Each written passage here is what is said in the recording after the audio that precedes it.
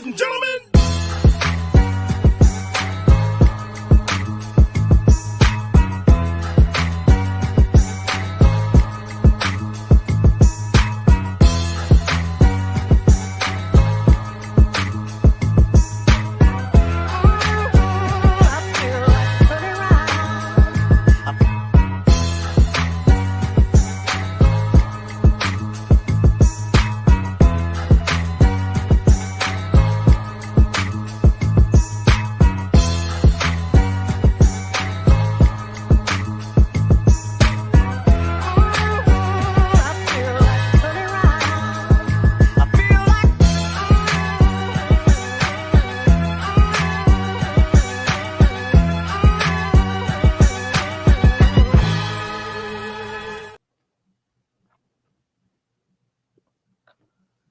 Yo. Man, come on, man. Stay messing with us. Yo, baby. Come on, man. What are we doing? What are we doing, bro? They're always messing with us. But, man, unfortunate. I was just notified that we are not currently live on the Welcome to Mars Facebook page due to a StreamYard issue. So, StreamYard's got to get their ish together. Don't know why that is. We have everything set up. We've been going live on there for a while. So if you weren't able to watch tonight, this will be posted up on the Welcome to Mars Facebook page very soon after we go live. I apologize for that inconvenience, but you could watch this on my Facebook as if you're currently watching it, or Rob's. Don't know why the page didn't go through. That's very weird. You see it on the thing, don't you, Rob? I do. It's got a big exclamation point telling me to go fuck myself. But and that's gonna piss me off because I literally did everything right. But with that being said, ladies and gentlemen, we got a great show for you guys today because just like us doing everything right and still falling short, so did the Chicago Bears. What a beautiful transition.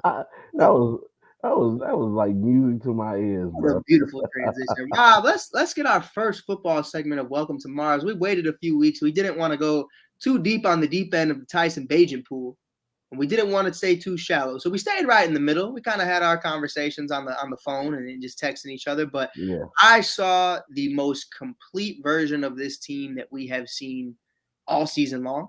And it was very optimistic, even despite losing this game. If I'm not mistaken, what was it? 31-26, something like that. Yeah. I saw fight. I saw a team that wanted to play for each other. And despite Matt Eberflus, despite Luke Getsy, we still ran up the board on one of the best teams in the NFC. So talk to me a little bit about Justin Fields' first start since what? October? How did you feel about it, Rob? You know what? I was actually surprised. I have to say, we talked, like you said, we talked about this throughout the week. We talked about this before we started this show. I said, even on Rob's 2 cents, Justin Fields wasn't just playing for his career as a starter with the Bears. Justin Fields was playing today for his career as a starter in the NFL. Right. And the reason being because Tyson Bagent came in and did he had nothing to work with and made something out of it. Right. He had a little, and like Jesus we on a Sunday. We not normally on a Sunday, but like Jesus, he was able to spread out fish and loaves of bread to people with only 5 fishes and 2 loaves of bread. I know how the story goes. Come on, talk to me, Rob. Gospel with Rob on Mondays. Shout out to the church. Shout out to the church. But all seriously though, Justin Fields came out and he looked like a man that I won't say playing out of desperation, but playing out of necessity. He made some great big throws today. I think one thing I noticed between him and Tyson Bagent plays a little bit more towards tight ends. As you know, Cole Kmet gets a little bit more active with Tyson Bagent, and Justin Fields play towards his receivers. As we saw, it's been a month since DJ Moore has been in the end zone, and today he scored. So I truly believe if Dante Foreman doesn't leave this game with an injury, the Bears possibly wins this game. 100% and 100%. And I do want to say one thing. The biggest care bear on the team is Cole Kmet because I saw a couple slaps where I was just like, man, what?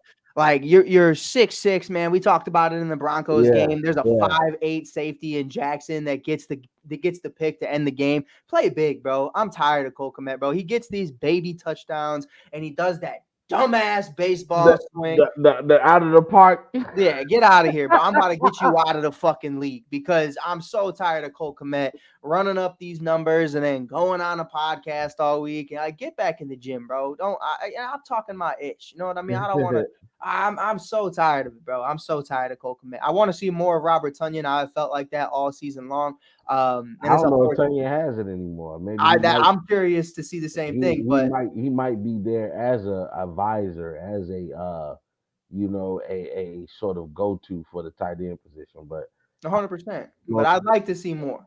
Show me he doesn't have it. You know what I mean? Don't just have him block the whole game because I haven't seen a lick of nothing all year long. Preseason we saw a lot. Training camp we saw a lot. Tonyan was active. Tonyan was looking good. And then and you know what, Rob? To that point, what you just said made sense, right? Yeah. Everything you're saying. Ooh, yeah. Maybe he's just a mentor. Maybe he's just a vet. But you know why I can't believe you? Because Luke Getsy doesn't know his ass from his hat, and that's the problem. Oh, you preaching to the choir, brother. Now, here's my thing. Tyler Scott had a huge drop in this game. Tyler Scott, the rookie out of Cincinnati, an amazing slot wide receiver that I think is going to be big for the Bears for years to come. Could have came up with that. I would have loved it. We would have had over 200 yards passing from Justin Fields if he comes down with that and maybe even a touchdown. So it would have been very interesting to see what happened. But the deep ball to DJ Moore, there were a couple that were overthrown, and there were a couple that were just dots. I'm talking threading the needle like grandma on the sofa, just threading some clothes. I mean, it's just sewing people up, carving people up like a pumpkin on Halloween. We in there like swimwear. He was doing it, and I loved it. 18 carries for over 100 yards from Justin Fields. Here's my question today, Rob. Mm-hmm. Why did it take you till week 11 to start creating run action plays for Justin Fields, to start having run design plays, to start actually allowing him to be the best version of himself? And here's my question. Here's why it's all tied together. It's not like it's your first year coaching Justin Fields. We saw you do that all season long last year, and it had success. An offense that averaged 30 points per game over 7 games at the end of last season. And you go into this year, man, bro, you're trying to make this kid Patrick Mahomes. You're trying to make him an Aaron Rodgers, and it's not working. Rob, why did it take so long for them to get back to the RPOs, to get back to doing what Fields knows best? Because as he started to run more, it freed up guys like DJ Moore for deep balls, and we actually saw it lead to touchdowns and success. DJ Moore, 96 yards and a touchdown today. Absolutely phenomenal. Rob, why? I got one simple answer for you, brother. Because Matt Eberflus and his coaching staff is basura. Eberflus doesn't know anything. He doesn't have control of his team. He's had too many fiascos go on throughout the coaching staff, for the coaching staff throughout the year. We've seen what happened to defensive coordinator Alan Williams. We see what happens to his quarterback coach. Now you're seeing Luke Getsy doesn't know anything. All these guys know is screenplays. He, like you said, Mike, you gave a great explanation. He doesn't know his head from his ass. He doesn't know where anything is happening, where everything is going on. He's like the friend at the party that you have to continuously watch because you understand if you take your eye off them, they're gonna get lost. Like it's bad, bro. It's bad, and that's what I look at as the Bears. You cannot take this team seriously until the coaching staff gets his act together. Right. 100%. 100%. And I'm pretty sure Ryan Poles is going to clean house because remember, this wasn't his choice at quarterback. Yep. This is what he was, and this is what he inherited. Yep. He didn't in the way that as forward thinking as he is as a general manager, I think he's now like he's gonna go to the owners with proof. Like, let me do what I do and clean house and bring in my people. No, hell, I wouldn't mind seeing Airbnb be a head coach here. I wouldn't. I'm gonna be honest. When I say that statement because of his experience with Pat Mahomes and who Justin Fields can be. Justin Fields he showed me something today. He can be accurate. He can play a little hero ball when needed, and the fact that he's mobile and he's young and he's mobile, it makes him such a threat. And right now, you need to take advantage of every piece of his athleticism that he has, and the fact that, quite honestly, the Bears might end up with the number one, number two pick. This hasn't happened since Detroit Lions, I believe, back in what, 93, 92, 94. Like this, you got to go back and look at some history to Yep. understand how significant this is, that we can get a top offensive lineman in the NFL and we can go get somebody like Marvin Harrison Jr. Why waste your pick on the quarterback when you have one? 100%. Is Caleb Williams really the guy? No. And And honestly, I don't see him going number one anyway. that's my big thing. Yeah. And that's my big issue right now that I think I'm having is the reality of that conversation of you have 7 games to show us you're the franchise quarterback Yeah. does not mean anything to me, because what I'm basing it off of is, are the guys I've seen a whole college sample size from better than Justin Fields? Are they I going have to be not. better than what we have right now? And I haven't seen that, Rob. I I really haven't. cool. Caleb Williams is super talented. You know who else was super talented and kind of an issue? Johnny Manziel. Yeah. Same thing. Johnny Football was a dog, but the man just didn't care. The man was not a leader. The man didn't want to watch film. The man was too worried about making money on the side. And golly, if NIL deals were a thing back then, Johnny Manziel might have played 10 years of college football. I mean, that's just I really mean, what it you was. look at what Caleb Williams asked for, talking about that he wants to own a percentage in the team. Like, bro, You're no not. player owns a percentage of a team while they're playing for Right. that team. I think if I'm not mistaken, the only person I can think of is I think Aaron Rodgers owned a part of the Green Bay Packers, didn't he? I don't think so. He owned I know, or maybe it was the Milwaukee Bucks. He owned a part Yeah, of something. it definitely wasn't the Packers, because you got to Right. think of, if a player owns a percentage of a team and he's considered an owner of a team, then things become conflict of interest. Right. Once things start to go your way, paydays go your way, things like that. They're like, well, you own Never the getting team, fired. never getting even suspended, Mm-hmm. So yeah, you just got to look at right now. I think with the landscape of the NFL and the way that the Bears have been playing, I don't think the Bears are in a bad position to make a great transition. Now it's going to be depending on who you bring in to lead your team and this coaching staff, and how you use your draft picks and use your equity. The Bears have a lot of equity right now. We can still go get people. Yep. I don't think we've hit our cap, No. so we still have money on this team. Yeah, the money is going to be interesting, because you have to look at guys. Now you have Montez Sweat, who you just extended, and you're looking at Darnell Mooney being a free agent. You're looking at Jalen Johnson being a free agent. You're looking at a lot of guys who are somewhat seeking. Jalen Johnson is that cornerback, right? Yeah. But he wants to get traded. Let his ass go. Nah, it wasn't even like that. It wasn't even like that. That was more of a, man, I'm trying to get paid.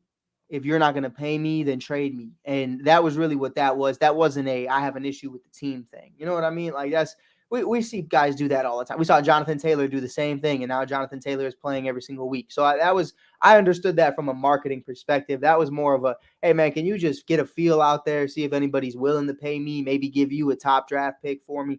Maybe we can work something out. And that's after Tyreek Stevenson's play today, after what we've seen from Kyler Gordon. I think it's going to get a lot harder as the weeks continue, as those guys continue to flourish. Those are 2 cornerbacks that we're very high on, that Ryan Poles drafted. If you're looking at Jalen Johnson, listen, man, we didn't draft you. You're aging. You're not. Listen, I'm as a DB, I don't think interceptions are everything. And I understand Jalen does so much that's just not seen. If you aren't targeted the entire game, but you have 0 interceptions, people are gonna call you out. But the reality is you're not targeted for a reason. Not really. That's for your average fans. But that's what I'm saying. You know what I mean? Like an average fan will look at that and be like, "Yo, he did nothing all day." If you're not getting targeted and nobody's throwing the ball your way, they're not throwing the ball your way for a reason. Listen, like, if you're doing nothing, you're doing a good job. Neutralize him, especially if I could take that non-targeted situation and say that you're sticking the number 1 receiver out there. Yep. If they're not targeting their number 1 receiver because you're sticking them, bro, yeah, you somebody I want to keep around. 100%. But somebody hold that on didn't. before we transition out of basketball, out of football, I just want to give a shout out to C.J. Stroud in Houston, Texas. There was so much conversation being made about Bryce Young and about who the future of the NFL was going to go through. Was C.J. Stroud and Coach what's his name, DeMichael? I forgot his name. DeMarco. What he's doing with this team is amazing, bro. It's amazing. C.J. Stroud might be one of them dudes, bro. I think so. He might be one of them dudes, bro. I thought very early on, you compare Ohio State quarterbacks and you see what they're able to do. Yeah.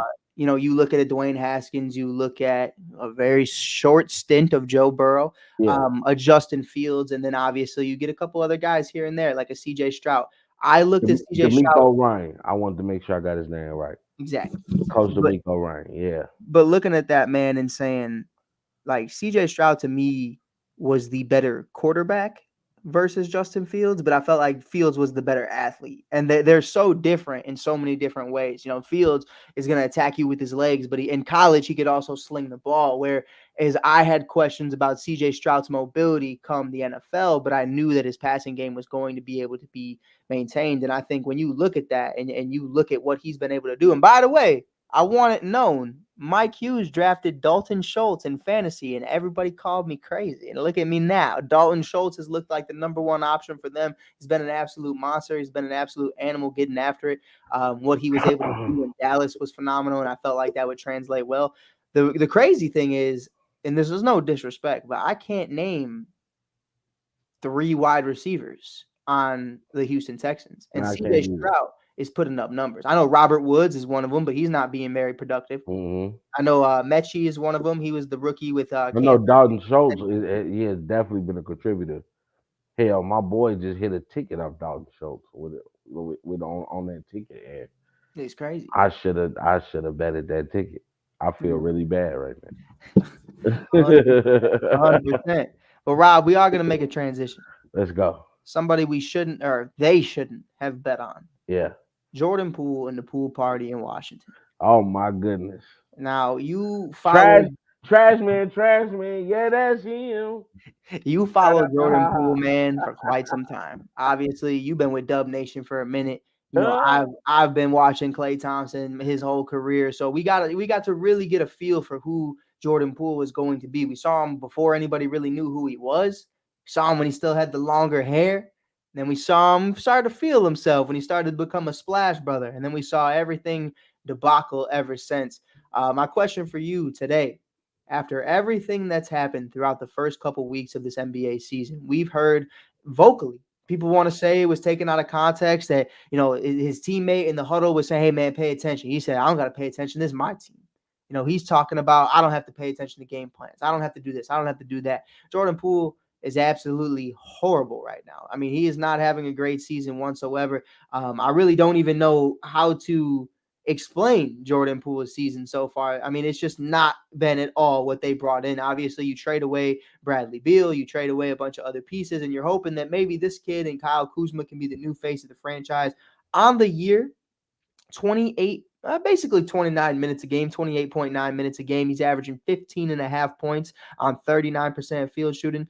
He's got 2 rebounds a game and about 4 assists. Rob, what do you make of Jordan Poole right now?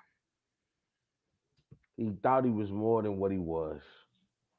And that's the problem. I kind of said this similar about Kevin Durant. And I hate to come down on Kevin Durant because he's such a great player. Don't get me wrong when I say this. Mm-hmm.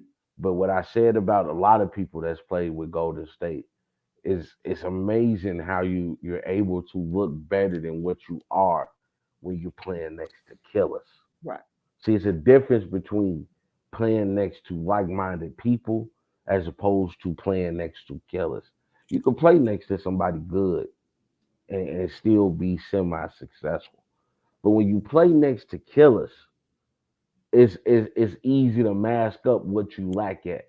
See, Jordan Poole was able to sit there and watch Steph Curry. He was able to kind of mold the team or kind of emulate a little bit what Steph was able to do when Steph went down with injury when he was playing with the Golden State Warriors.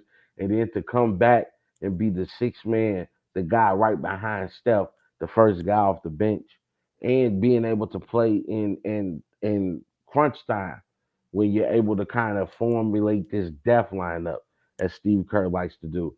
What Jordan Poole was able to do with the Warriors was amazing. I mean, he got his own shtick. Like you had the Splash Brothers, and then you had the Poole Party. Mm-hmm. You know what I mean? Like that just showed how he was building his legend. But then he started to smell himself too much. I mean, he said what he said and had numerous run-ins with not just Draymond. I can recall situations in which Steph was trying to talk to him, and you can kind of see Jordan Poole like blowing him off, which I think is one of the real reasons. I don't even think it was what Draymond and Poole went through. It was how the whole team responded to Poole. He started to smell himself, especially after he got his payday. 100%. And now to go to the Wizards and realize I'm not who I thought I was. I mean, he's completely regressed. We're talking about a guy at one point, I think he was averaging what 24 points a game or 20 points a game, and now he's all the way down to 15. The dude is not even shooting 40% from the field. We're not even talking about from the 3-point line. From the field, he's not even at 30% from the 3-point line. He's at negative 13% on the plus minus rating. That it just showed like when you on the court, the Wizards are worse by minus 13 points. That's what a plus minus really dictates. I know a lot of people always ask, what's a plus minus Right. when you talk about the NBA? The plus minus is saying how good or how bad this team is when you're on the court. When you're on the court, your team is losing by 13. Right. That's what it's telling you. It's like look at the Chicago Bulls, Rob. Now, hey, DeMar put up 30. Hey, Zach put up 25. You look at their plus minus, and you're like, why are you at negative 15? It's because you're playing no defense. You're not doing anything. Scoring isn't the only thing that's part of basketball. And a lot of people they get that misconstrued. They think if I can score 20 or 30 points, I can mask up everything I like. Jordan Poole was never a great defender. No. And now you're asking him to be the man in a place where nobody defends. Mm-hmm. You know, and it's bad. We talk about him and Denny and their conversation on the sideline. Hey man, I'm open. Pass me this is my team. Like that's the true definition of what Jordan. This is my team, and you can't think like that. You know what I'm saying? What's understood doesn't have to be explained. You think Devin Booker looks at the Phoenix Suns and say this is my team? You think Steph Curry looks at the Warriors and say this is my team? Think LeBron looks at the Lakers and say this is my team? Giannis with the Bucks and say this is my team? I can go on and so forth. What's understood don't have to be explained. The Nuggets look at Jokic and say this is your team. Jokic don't have to say that. Right. And that's what I'm saying. When you have to tell people what you do, maybe you're not doing what you think you're doing. Exactly. And I think that it's one of the biggest things I feel like I have an issue when I look at a guy like Jordan Poole. You know, I understand it from a young man's mentality. You know, there's a lot of different ways you can develop into a person and you can develop into somebody that you would like to become. But I think I just have an issue with the gameplay. You know, if you want to talk, you could talk. That's like Dylan Brooks. Standing every day. I'm Dylan the villain. I low key rocks with Dylan, low key. But that's what I'm saying. Like Dylan Brooks talks it, and Dylan Brooks also produces, and that's the thing. He understands his role, but he also gets out of character and he feels himself, and I love that. When you feel yourself too much to the point to where I don't care what you can contribute to this team, I'll start to actually have a legitimate problem, and that's what I think with Jordan Poole. You know, we talk about Ja Morant. Yeah, Ja Morant is an amazing scorer. He's an amazing athlete. He's somebody that I believe is going to be one of the top players in the NBA if he can get his act together. For sure. But all of that goes away with how you condone yourself and how you actually represent not only yourself, but the organization. And I think with Jordan Poole, man, you're not a fan favorite. Mm-hmm. You're not a superstar. And you're not the best teammate. And you're not the best player to be coached by.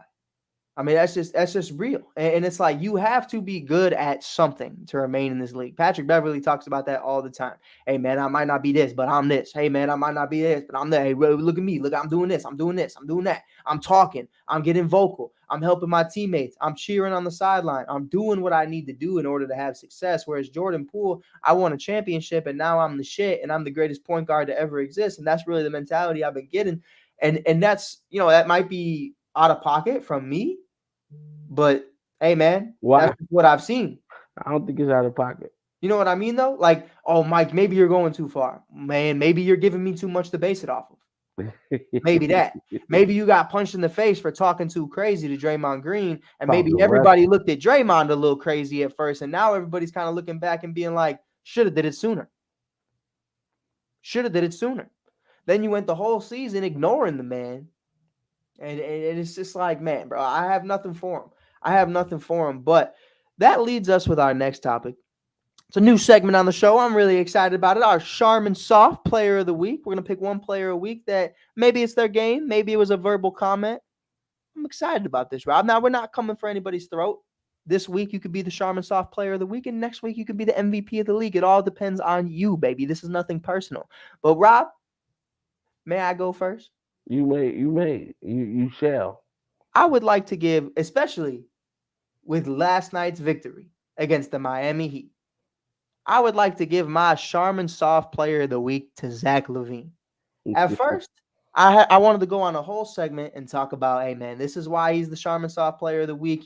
He's seeking a trade because of something with Billy Donovan that happened a year ago, and just it didn't transpire the way I want. Rob, did you catch the game last night? I did. Here's what upset me the most. The Bulls were down to start this game 20-1 against Jimmy Butler and the Miami Heat. It was looking really bad. They climbed back with Alex Caruso playing some of the best basketball that he's played in his entire career. And in despite of winning against the Miami Heat, the team that knocked you out of the play-in last year, Caruso celebrating with Patrick Williams, DeMar DeRozan's jumping up and down, Vooch. Vooch isn't a very expressionable guy, but you could tell he's excited. Andre Drummond, Dalen Terry's going crazy on the bench. That's all he ever does. Oh, Lord. Dude. And what do I see on the right side of the court is immediately following the final buzzer, Zach LaVine walks straight to the locker room. That was soft.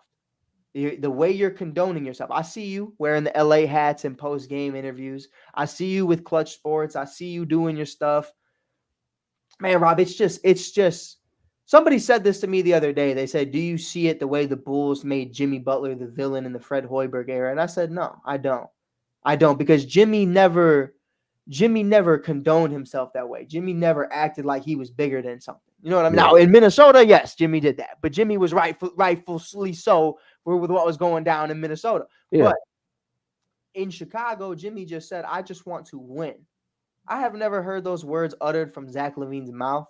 I don't know what Zach wants. Do you want to win a championship? Do you want to be the face of a franchise? What do you want, man? All I can base it off of is you're upset that you were benched in a game where you shot 1 for 14 from the field with 4 points in the entire game. You were benched in the last 2 minutes in favor of Alex Caruso because you're basura. Basura. I don't know. LeBron James himself, I feel like, would take himself out in that moment. If it meant we could win this game, I know he would. And that's my biggest issue right now. And that's why I have Zach LaVine as my Charmin Soft Player of the Week, because the way you're condoning yourself, the way you're approaching this situation, I mean, hell, James Harden handled his business better. If you don't want to be here, just don't show up. Just look, that's what I tell people all the time. Nobody put a gun in your head to come to work. No. You don't want to go to work, just don't go to work. Take the fine, bro, if that's what you mean. That's all I'm saying. You got the max. Not a big deal to take the fine. But Rob, for your very first Charmin Soft Player of the Week, who you got? Man, this one is personal. And it's Julius Randle to me. No offense to Julius Randle, but he just messed up my ticket. Like, I did a whole 3-point bet ticket the other day. Everybody hit their threes but Julius Randle. I had him for 2 points. I mean, 3 threes, and he only hit 2. Like, and the problem is you get up these attempts. And that's my problems with Julius Randle in general. Like I got love for Julius Randle. I think when his game is on, he's a dog. But the problem is getting his game on. Like Right. he picks and chooses when he wants to play, and like there is literally no reason to not be able to hit three threes when you're getting at least 7 or 8 attempts. Right. That's just me. I'm sorry. No, I agree. And that was just personal. That one was just really personal. Like, I could have went the route of saying, "Hey, Auntie, I appreciate you for watching." Hey, but I could have went with the Minnesota Timberwolves in general. The fact that nobody jumped in when Gobert was getting choked. Like, and if I'm Gobert, I'm side eyeing all my teammates when I walk back in the locker room. 100%. Like you saw me getting choked. Draymond stepped up for Clay, and I wasn't even choking him. Y'all saw him choking me. You seen Cat and Ant Man. I don't even want to just blame Cat. Ant Man was back there too. Did you pinch him? Did you do something to get him about me? So yeah. Matter of fact, Julius, I'm gonna let you get a report. I'm giving Minnesota Timberwolves. That's where I thought you would go, man. I was giving it to Cat. If I didn't give it to Zach, I was giving it to Cat. Nah, I gotta give Rob, it to can the I ask you Minnesota something though? Timberwolves because you wild for that. You can't let nobody, even if you don't want to physically get into an altercation with Draymond, you can't just let him choke your guy. Well, this ain't the first time. You know what it was, Rob? You know why I think Cat didn't get involved? You remember when Ben Simmons put Karl Anthony Towns in a chokehold? Yeah. Don't forget that. Remember when he tried to go at But Embiid? I don't think Gobert was there though. But that's what I'm saying though, is Cat's already lost the battle before. He ain't trying to get got again. You know what I mean? When you 7 foot, man, you need to intimidate somebody. I feel that. But listen, our real segment that Rob and I were really excited to get into this one. It's one of our final topics of the night. We got another one coming up very soon, talking about women's hoops, and that's going to be a good one. But first and foremost, let's talk about a couple dogs that we went into this season looking at the expectations and saying, I don't know what this is going to look like, and we're going to have to wait and find out. Now, both of these teams are not meeting expectations, and it's still very early on in the season. We haven't even played 20 games yet, ladies and gentlemen. So, yeah, this is a way too premature. Are we worried? Are we not? Frauds versus contenders. I want to name two teams that we're going to be talking about tonight. This episode will be a little bit shorter because, Rob, quick promotion. If you want to check out Rob and I, we're going to be doing an interview with the amazing Cynthia very soon. It's going to be a lot of fun. Make sure to check out that's Miss Cynthia. Miss Cynthia. Make sure you check us out. She's going to be telling our stories, who we are, and so much more. It's going to be a lot of fun. Make sure you check out our Facebooks, and we're going to be checking that out very soon. We're going to be going live at 6:30, if I'm not mistaken. And make sure you guys check that out. Also, before we get into anything else, we got to talk about our sponsors of the show, Bench Mob Chicago, always giving us love and always helping us do what we need to do. Bench Mob Chicago is one of the best Chicago Bulls fan pages you can find in the world. You can find them on benchmob.com or on Instagram at Bench Mob Chicago. They do amazing things like Sly Slam a Jam, a dunk of the night, or you can check out the Bench Mobber of the night, the best Bulls bench player from that night, or you can check out game day statistics, and you can rock t-shirts, hoodies, wristbands, and beanies like Rob and I do every single episode. Now, today was not one of those episodes where I had that, but I will say this. Hey, if you see me going to work in the morning, though, especially with how cold it is, that beanie come in handy. I be bench mobbed out, and not to mention, oh man, I wish I had them. When I went to go play basketball this morning, I had my bench mob rubber bands on. You know what I'm saying? That thing don't go nowhere right there. That's a cannon. The cannon. Rob called me. I heard people in the background talking about Rob. Hey, good game, man. I knew Rob did something. Hey, Also, you might look at me and think I know how to hoop, but I keep telling people I do more than talk basketball now. Oh God. We can get on this court and I get some people some work. Oh God. Also looking at it and saying, I saw Rob was the zombie killer of the week the other day. Hey, I'm the MVP of the apocalypse. If you want to live when the zombies attack, come find Rob. But man, Rob, I got a question, man. I'm Rob Wick. Let me ask Rob Wick a question. Are the Suns going to be able to survive the trade for Bradley Beal? Right now, what we're seeing, listen, the big thing was CP3 can't stay healthy. This team works. He just can't stay healthy. And I understood that. Bradley Beal hasn't been healthy either. Yeah. And we see Devin Booker a little banged up. We see KD a little banged up. Yeah. KD still got Victor Wembanyama in his eyes. He's seeing ghosts every single week. Let me stop. But man, how do you feel about this new trio that we've seen so far? And you know what? I'm gonna call it for what it is too. I'm gonna throw in Nurkic because Nurkic has been very good as well. How do you feel about it so far? Has it been a success? Is it a failure? Is it way too early to tell? The Beal experiment in Phoenix. I would have to say this. It's still too early to tell, but when it comes to Bradley Beal, when it comes to all three of those guys and the injury problems, there will be injuries throughout the year. And I don't think that was accounted for, especially because I don't think that this bench is as strong as people give it credit for. And you got to remember, we haven't even seen Nurkic go down yet. Nope. And it's respectfully, It's coming. it's coming. It paused, but it's coming. Resume. And and you know, with the Phoenix Suns, don't get me wrong. I think these three conglomerate of players can be dynamite. It can literally be dynamite. Like these dudes can explode. All three of them can go for 30 in one night. Right. But to me, it's gonna come down to the playoffs. And do you have enough when that game gets tight and everybody's game not on? Who's gonna step up and be that guy? Like now, I think it'll be Devin Booker. To me personally, Devin Booker has that mentality. And it's going to be, we haven't seen these guys have to sacrifice yet. Right. I haven't seen them have to sacrifice yet. Who's 100%. going to be the Chris Bosh of this team? What guy is not going to benefit from another set of guys being able to score 40 at any given night? I will say this though. I saw the other night a Devin Booker with 12 plus assists. Yeah. And that was my main question, was who's going to handle the rock? You think that's going to be every night though? I think when Beal gets back, it's going to have to be, because I don't see that from Beal. I've never really seen that from Beal. Even when John Wall exited, I didn't see that from Beal. I didn't see him trying to get Kuz. I didn't see him trying to get Denny or Daniel Gafford or any of those guys really involved. And that was really one of my bigger things, was like when they didn't have a true point guard. Yeah. Were you going to be able to step up and be that guy? There's times I see Zach LaVine as that guy. There's times I see DeMar DeRozan as that guy. Maybe shooting great passes, maybe just dishing it out.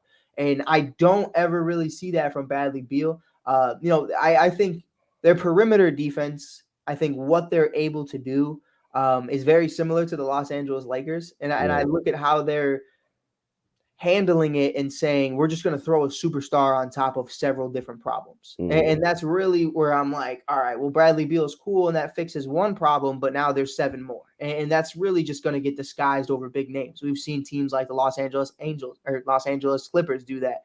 The Angels be doing that too with Shohei Ohtani. Don't get it twisted. But whole different conversation. We're talking basketball, Mike. Hey, listen. Ohtani's coming to the Cubs, Rob. It's been in my mind all week. You knew it was coming. Hey, if Ohtani comes to the Cubs, even I would go to a Cubs game. Exactly. I don't watch baseball, but I know who Ohtani is. Come on. But that though, and saying it's a lot more problems on this team than we thought, and you just filled it with a name. And that's really what it is. I mean, you had famous footwear, and we looking at the Kobe Grinches, but I'm looking around other than that, and come on, man. Running shoes?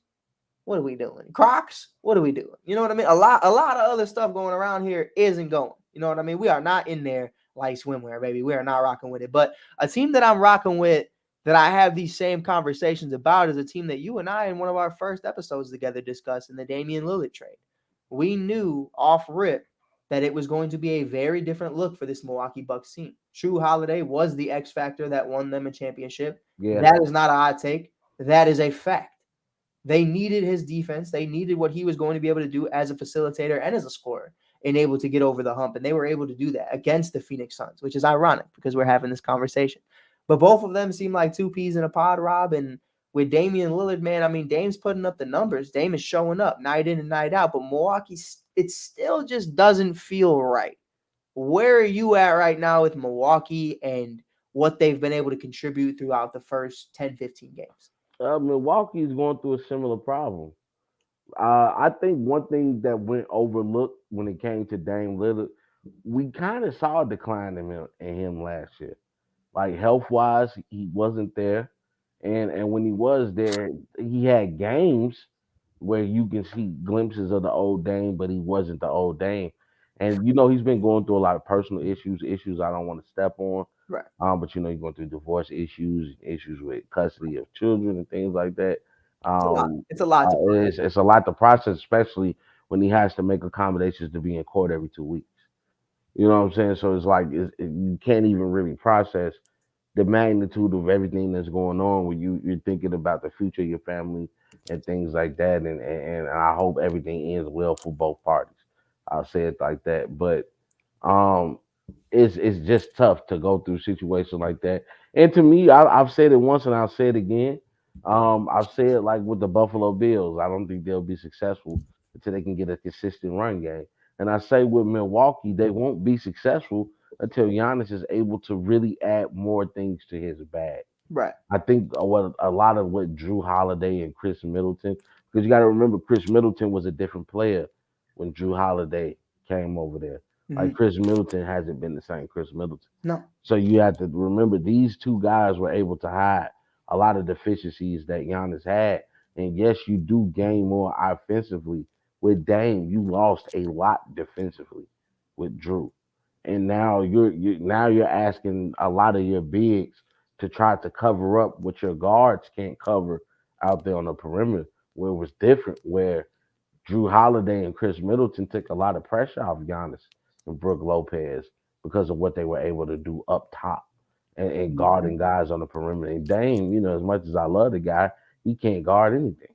Right. And that's So that's that's really that's the real, and that's the Bradley Beal conversation too. When you yeah, look at the plus minus, and it's yeah, like, all right, well, cool, but and Bradley's minus is a little bigger than Dame's, but a lot bigger. But I think at the end of the day, man, you gotta make a move. I feel like to be able to contain this issue. And Rob, I got a name for you right now that I'm looking at, and I'm saying the way he's been handling the ball, the way he's been shooting the lights out, the way he's been one of the best defenders in the league throughout the first 10 games of this season. If I'm the Milwaukee Bucks, I look at Alex Caruso yeah, and I say, man, that's what we need off the bench. That's what we need. 5 minutes left in the game. Hey, Dame, you did yours. Got 33 points. Let's keep Giannis out here. Let's get you some rest. Let's put Caruso on the floor, Bobby Portis on the floor, and let's get some defensive stops. And that's really what I'm looking at right there. I think Alex Caruso and the Milwaukee Bucks would be an amazing fit. I think there's a couple other defensive guards that we can look at. I think yeah, from a forward perspective, it's a little too pricey to get a defensive forward. They're a lot more pricier than you look at a lot of guards in this league. yeah. But I think that would be a great move. And Rob, I don't know, man. You know me, True Holiday for the win. I had to wear this. This is the whole reason I wore this shirt today because I'm True Holiday, baby. Yo, baby. Yo, Hey, ship baby. me off to Portland, baby. I'll spin back. We get it back in blood. I'll see you in the Eastern Conference Finals, Milwaukee. That's cool. That's cool. They want Dame. That's fine. They want Dame. That's fine. That's cool with me. I don't care. He can talk about me on his next Dick's track. Don't give a fuck. But in all seriousness, man, we got a lot to talk about next week. I'm really excited about what we're going to be doing. We had a shorter episode today because we got an interview ski. We got an interview later on today, Mike and Rob on the net. It's going to be fun. It's going to be interesting. We got one final topic tonight, though. LSU and Angel Reese. Now, Angel Reese, after what Rob told me what the tweet was, I don't understand why the hashtag on social media is cryptic tweet because there's nothing really cryptic about it. I believe there is a lot of disrespectful, arrogant writers who have never even been to Baton Rouge talking about why this woman was not, I'm not going to say she was benched, but she just didn't suit up. She was just not there. She wasn't present during the game. We talk about what Angel Reese has been doing this offseason, kind of the changing of her mentality. A lot of money came with this offseason. Winning the national championship, the NIL deals, obviously, the Range Rovers and everything else. I mean, Gucci, Prada, everything. We talking about it because, and rightfully so, these athletes deserve it. But we've seen how it's slowly changed athletes. We see the Caleb Williams of the world. We see the Angel Reeses of the world. Rob, when you look at this benching, Do you think this is nothing more than personal reasons? Or do you see this as something that, hey man, we notice you're struggling, whether that's in the classroom or whether that's to just be present with this team. We just want to make sure that you understand that we need you to be a student before anything and student athlete. We need you to be a part of this organization, not looking. I'm not even going to say looking at the WNBA because I don't even think she's looking at like you see Caleb Williams, Rob. Yeah. You see, I'm checked out. I'm going to the NFL. I don't see that with Angel Reese or Caitlin Clark because they're making more money in college than they are in the WNBA. I think this has nothing to do with the WNBA. That's a fact. That's a fact, That's bro. something that needs to be talked about They too. are That making way I can more make money, more money in the NIL deal than I can actually playing in a millions of professional dollars, and league. they're not making millions of dollars in the Yeah, WNBA. It's just not that's happening. facts. That's a Even as the fact, number Jack. one overall pick, you ain't making that, Jack. That's just not going. Yeah. But I notice it as for me personally. I've watched Angel Reese the majority of her college career. I've watched Paige. I've watched Caitlin. I watched Haley. I've watched them flage everybody. I'm watching them be the best versions of themselves on the court every single game. But one thing I've always noticed about Angel is I think it's hard to differentiate when you're a player and when you're a star. And I think there's levels to it. And what I love about the coaching at LSU is we don't give a fuck what you Mhm, did for us before. What does Rob mhm. always say? What have you done for me lately? It's a what have you done for me lately league, man. And that's what it is. And I think the humbling of not playing that game was so important because you need to understand that, listen, we get it. You know what I mean? Like, you're going to be one of the front faces of women's basketball for the next 10 plus years. I could see her being alongside players like, Benaja Laney, Kalia Copper. I'm not going to say Asia Wilson because she's kind of one of one. You know what I mean? But I could see that conversation brewing of, hey, listen, she is one of the best out there. Leah Boston's of the world. We can have that conversation. But Rob, how do you feel about that, man? Do you, how much did you look into this and say that there was a problem? And do you think there's a real problem? Well, so it's interesting you asked this question. So a lot of people have been saying it's been due to her grades, as me and you have talked about in the past. Right. She's had a history of, I guess, not getting the averages that she need to get to stay on the good side of the team. And of course, Kim Mulkey is a system type of coach. So, Coach Kim Mulkey. I like to be respectful with coaches. Coach Kim Mulkey a person of system, so she's not gonna go against the grain.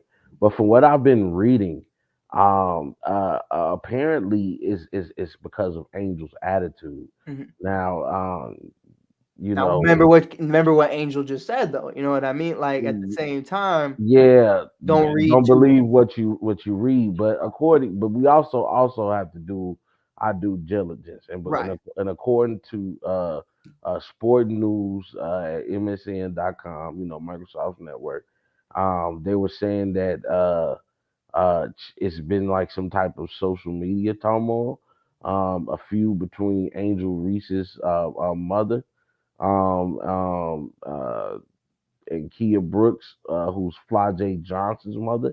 So according to them, that they've had some type of social media feud.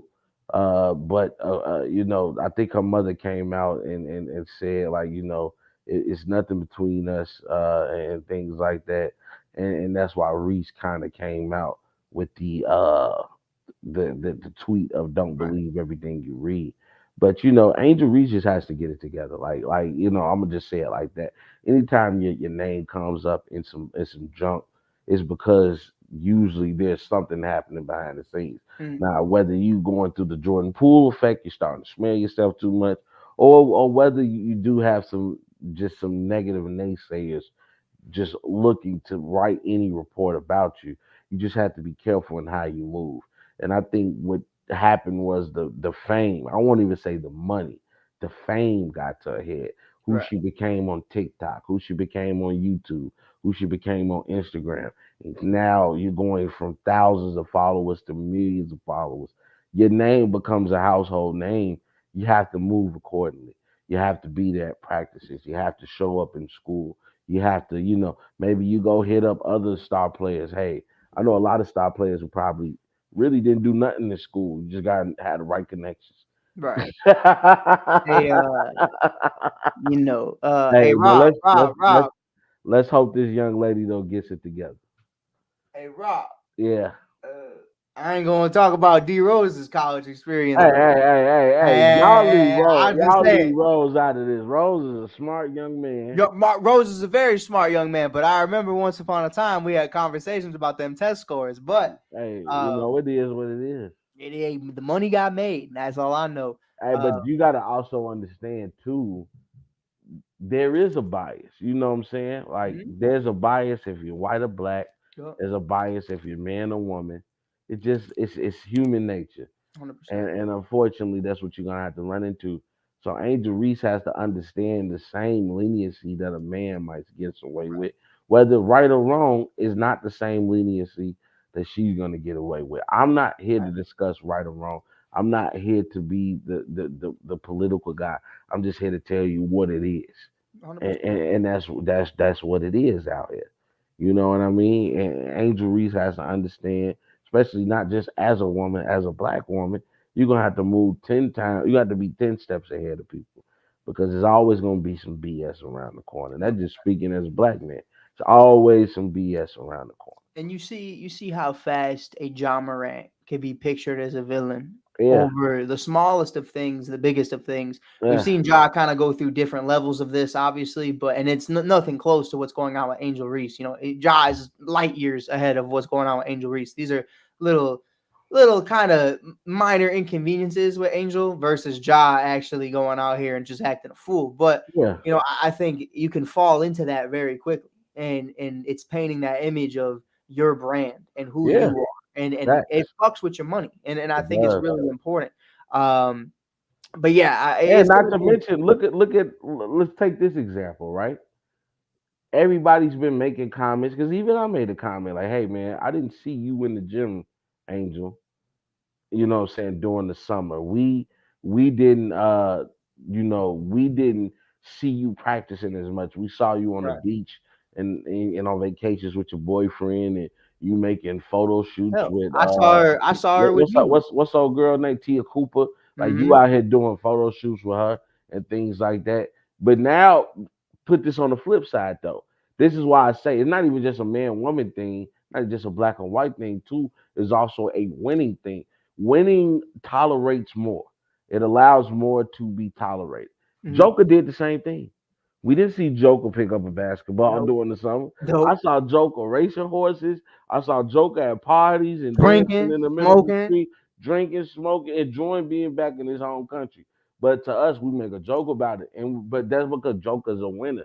And now it's like this man didn't practice a lick all summer, and he came back and bust y'all ass. Yeah, we saw. You know what I mean? But then we don't see that from Angel. We see y'all lose y'all very first home opener. Right.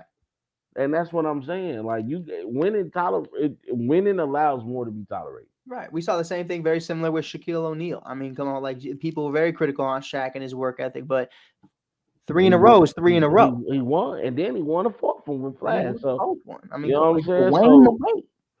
But yeah, bro, that's all it is, man. You just gotta be careful with how you move out here. Yep. But with that being said, it is a very shorter episode today. Wasn't as high energy, wasn't as great. I understand the people want the best from us, but we have some technical difficulties, and me and Rob got to get on the phone later and talk about that because I don't know what's going on with the Facebook. But with that being said, man, we got a new interview coming out with Miss Cynthia. It's going to be a lot of fun. It's going to be exciting. I can't wait to get into it, man. We're going to be talking about Mike. We're going to be talking about Rob. We're going to be talking about Chicago. It's going to be beautiful to represent the city and do what we do best and help you guys get the best versions of ourselves as you help us be the best versions of ourselves every day. But until then, next Wednesday, we are back. We are in here like swimwear. And baby, swimwear. Just remember, gotta fight for your right to fight!